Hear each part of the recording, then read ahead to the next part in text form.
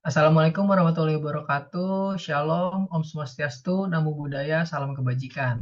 Selamat malam, kami dari kelompok 4 yang beranggotakan saya sendiri, Naufal Rofi Faldullah, teman saya Firda Andraini, dan Cornelia Mareta.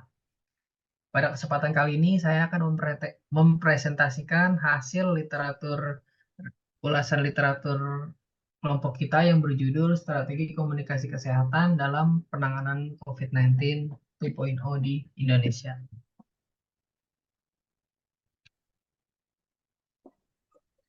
Pada literatur pertama berisikan tentang adanya kekhawatiran yang muncul akibat pandemi COVID-19 yang memerlukan organisasi kesehatan untuk mengatasinya melalui dialog publik yang aktif dan berkelanjutan.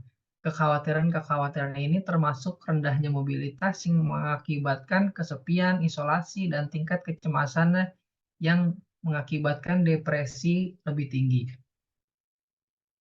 Penulis menyoroti perbedaan praktik antara teori komunikasi risiko dan kesehatan dalam literatur profesional dengan penerapannya di lapangan, termasuk budaya organisasi dan cara masyarakat diberi informasi. Solusi yang ditawarkan mencakup restrukturisasi organisasi kesehatan dan pemerintah untuk lebih memprioritaskan kerjasama dan demokrasi daripada hierarki. Artikel ini juga mencatat pola pikir paternalistik di kalangan profesional kesehatan dan ketegangan antara ahli selama pandemi. Pentingnya menggabungkan teori sosiologi, psikologi, dan komunikasi dengan mempertimbangkan lingkungan sosial dan politik juga ditekankan. Para ahli kesehatan masyarakat diingatkan untuk menghindari bentrokan ego dan menerima masukan dari berbagai bidang, termasuk komunikasi risiko dan psikologi sosial. Kesimpulannya, diperlukan pemahaman menyeluruh dari masyarakat untuk mengintegrasikan model-model dari berbagai domain dalam mengatasi krisis seperti pandemi COVID-19 ini.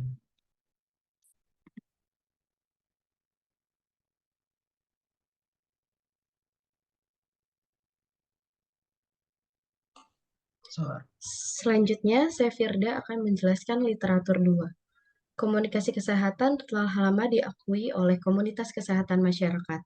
CDC mendefinisikan komunikasi kesehatan sebagai studi dan penggunaan strategi untuk menginformasikan dan mempengaruhi keputusan individu guna meningkatkan kesehatan. Ini melibatkan teknik pemasaran sosial, inisiatif kesadaran masyarakat, dan teknik promosi kesehatan untuk meningkatkan literasi kesehatan dan mendidik masyarakat tentang bahaya kesehatan serta cara mitigasinya. WHO dan CDC telah meluncurkan kampanye media kompleks untuk mendukung imunisasi, pengurangan penggunaan antibiotik yang berlebihan, dan pencegahan penggunaan tembakau. Kampanye penggunaan berbagai platform komunikasi seperti mulut ke mulut, media sosial, selembaran, dan media massa dalam suatu proses terencana dengan tema-tema yang teruji dan terbukti.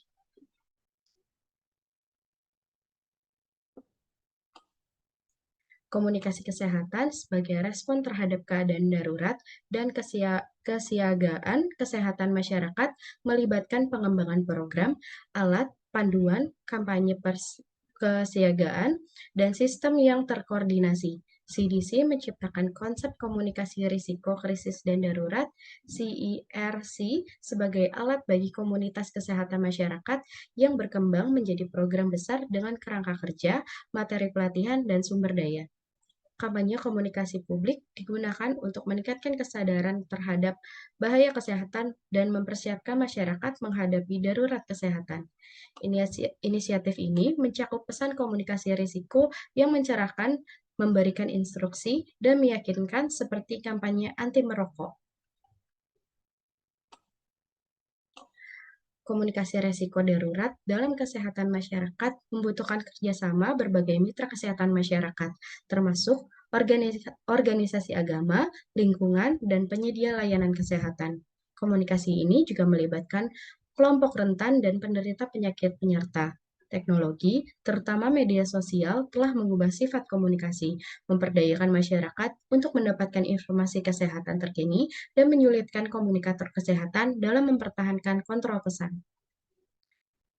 Selanjutnya akan dijelaskan oleh Cornel.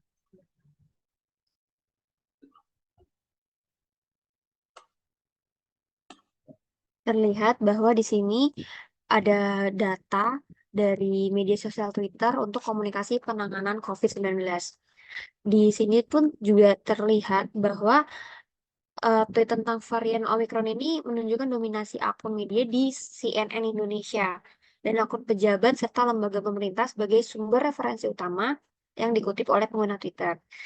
Meskipun akun pemerintah dan pejabat lebih sering juga di-mention, ada juga orang-orang sering nyebut atau mention akun Presiden Pak Jokowi dan Pak Erick Thohir. Dan walau begitu, tetap jumlah penyebutannya tuh nggak sebanding dengan akun-akun Menteri Kesehatan dan akun BUMN lainnya yang menyoroti tentang varian COVID ini. Yang ini tuh menandakan bahwa informasi terkait COVID-19 itu lebih banyak berasal dari sumber resminya.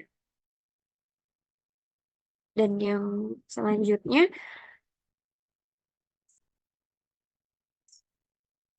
di sini terlihat bahwa ada tweet dari Halodoc Indonesia yang berisi tentang mengingatkan bahwa makan sup kaldu bisa jadi pilihan terbaik untuk meredakan gejala Omikron.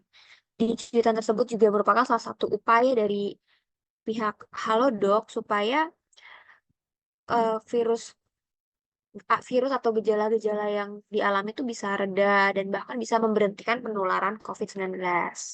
Karena kalau makan sup kaldu dengan tambahan bawang putih yang mengandung antiinflamasi dan antibakteri bisa meredakan gejala Omikron. Selanjutnya, di kesimpulan, hasil utama yang direncanakan untuk komunikasi manajemen kesehatan COVID-19 merupakan perubahan perilaku yang mendorong masyarakat Indonesia memilih gaya hidup sehat sebagai upaya memutus penularan virus. Langkah-langkahnya adalah dengan cuci tangan dengan sabun, memakai masker, jaga jarak fisik, menghindari tempat ramai, dan yang paling penting membiasakan perilaku sehat dan aktif.